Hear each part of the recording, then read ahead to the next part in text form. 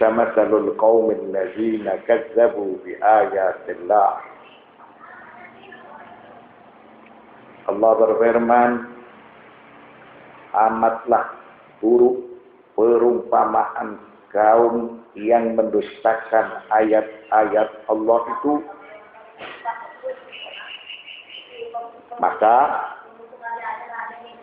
bagi semua yang membohongkan kebenaran, maka dia telah memperagakan dirinya dengan kekufuran dan kejahatan.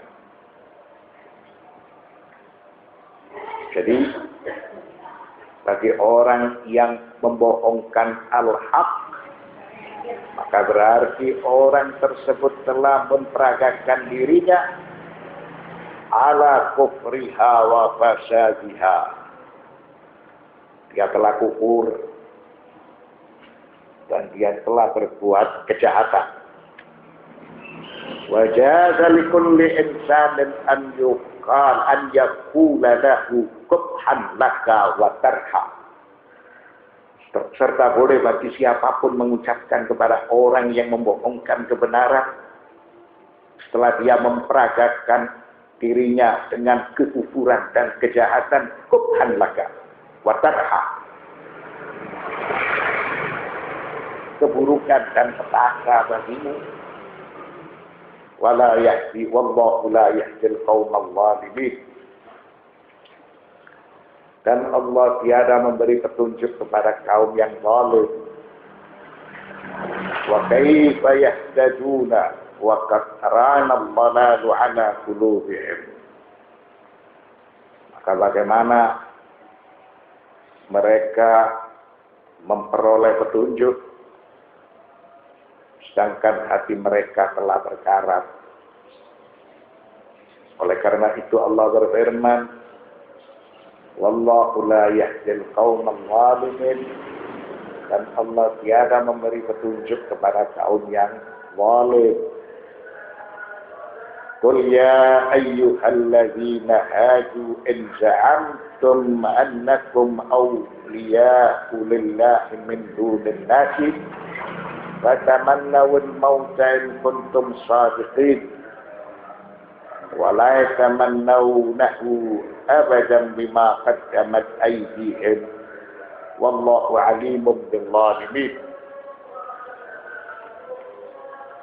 Katakanlah wahai orang-orang yang menganut agama Yahudi, jika kamu mendakwakan bahwa sesungguhnya kamu sajalah kekasih Allah, bukan manusia-manusia yang lain, maka harapkanlah kematianmu jika kamu adalah orang-orang yang benar. Mereka tiada akan mengharapkan kematian itu selama-lamanya disebabkan kejahatan yang telah mereka perbuat dengan tangan mereka sendiri. Dan Allah Maha mengetahui akan orang-orang yang zalim. Maka dengan keterangan surat Al-Jum'ah ayat 5, ayat 6 dan ayat 7, orang-orang Yahudi menyatakan bahwa mereka adalah bangsa pilihan. Mereka adalah para kekasih Allah. Seakan semua diciptakan untuk mereka, bukan untuk bangsa yang lain. Dan mereka meyakini bahwa surga itu hanya diperuntukkan kepada mereka. Lalu Allah Subhanahu wa ta'ala menyatakan tiada bangsa pembohong seperti bangsa Yahudi, karena mereka memiliki dugaan seperti itu, dan dugaan mereka tidak berdasar. Walau sadaku fima qalu latamannaw liqa Allah li'anna alladhi 'indahu khairan wa abqa. mimma hum fihi minal khizyi wal hawa. Kalau seandainya pernyataan orang-orang Yahudi itu benar sebagai kekasih Allah, sebagai bangsa pilihan, maka supaya orang-orang Yahudi itu berharap kematian untuk bertemu kepada Tuhannya atau bertemu kepada Allah. Mengapa mereka diperintahkan untuk mati, bertemu dengan Allah? Karena mereka harus yakin pahala di sisi Allah itu kekal dan abadi, ketimbang kekuasaan yang ada di dunia. Karena kekuasaan yang ada di dunia itu bayangan yang gampang hilang. Atau kekuasaan di dunia itu merupakan suatu kehinaan yang mereka peroleh, tidak kekal dan tidak abadi. Kala sekali-kali tidak. Maksudnya orang-orang Yahudi itu bukan kekasih Allah. Dan surga itu tidak hanya diperuntukkan kepada mereka saja. Surga diperuntukkan kepada orang-orang yang bertakwa. Innahum yakra'unal mauta. Orang-orang Yahudi itu sangat enggan dengan kematian. Wa yakhafuna min kulli kathrati dzunubihim. Dan orang-orang Yahudi itu takut dari kematian karena mereka mengetahui banyak memiliki dosa dan kesalahan. Mereka membunuh para nabi, mereka menganiaya para nabi, dan mereka menyelewengkan kitab-kitab suci yang telah diturunkan oleh Allah Subhanahu wa Ta'ala, sehingga perbuatan mereka itu biadab. Sebagaimana mereka senang membunuh orang tua, anak muda, gadis, anak kecil, dan kaum wanita. Bahkan mereka selalu melakukan aksi genosida. Wal gharib annahum yudawimuna wa yusirruna ala hadhihi adh-dhunubi wal atham allati yaqra'una al-mauta min ajliha. Suatu sifat yang aneh dimiliki oleh mereka. Mereka terus-menerus melakukan dosa dan kejahatan. Dan mereka enggan mati. Mereka kepingin hidup 1000 tahun lamanya. Allah Subhanahu wa Ta'ala menjelaskan dalam surat Al-Baqarah ayat 94.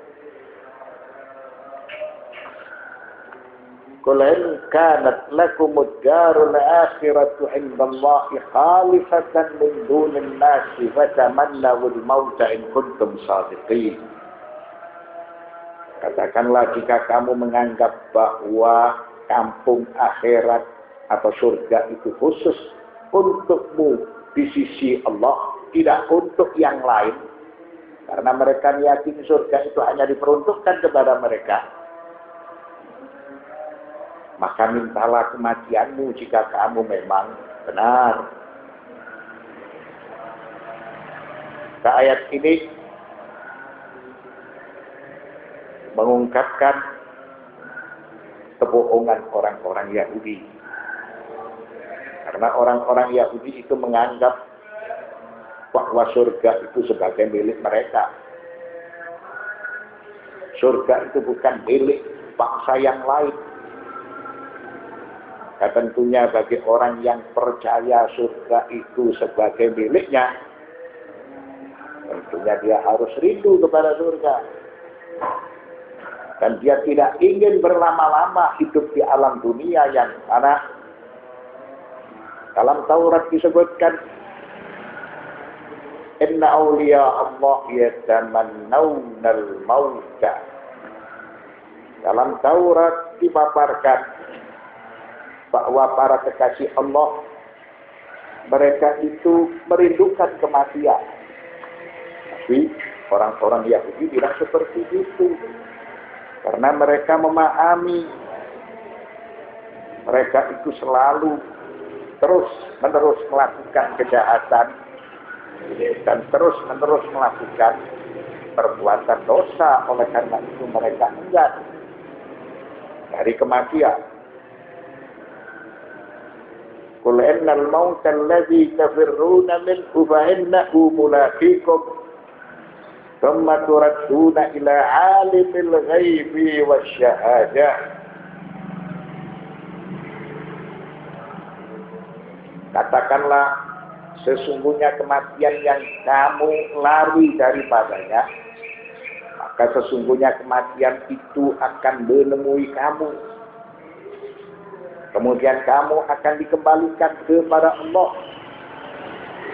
Zat yang mengetahui yang gaib dan Zat yang mengetahui yang nyata. Aila ma farra lakum minal mauti wal ba'di wal hisabi wal jazai lada ajilin alimin bima tusirruna wa ma tu'alinu. Maka tidak ada tempat pelarian dari kematian. Kematian itu pasti datang. Kebangkitan itu pasti datang. Hari perhitungan itu pasti datang. Hari pembalasan pasti datang. Karena mereka dihadapkan dengan ketentuan Tuhan yang Maha Adil, yang Maha mengetahui apa-apa yang dirahasiakan dan apa-apa yang tidak dirahasiakan. Mereka enggan mati, kematian itu tetap akan menjemput mereka. Lalu mereka akan dihisab, serta mereka akan dibalas sesuai dengan amal perbuatan mereka. Wa yunabbi'ukum bima kuntum ta'malun.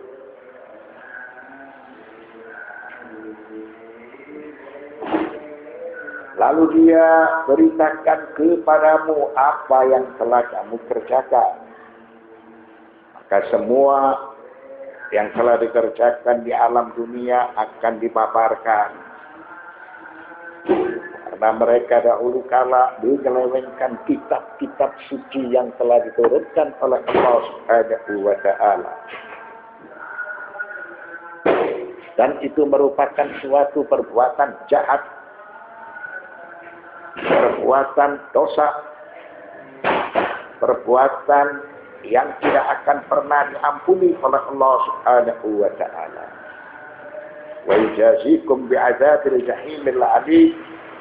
Dan Allah akan membalas dengan balasan siksaan yang pedih.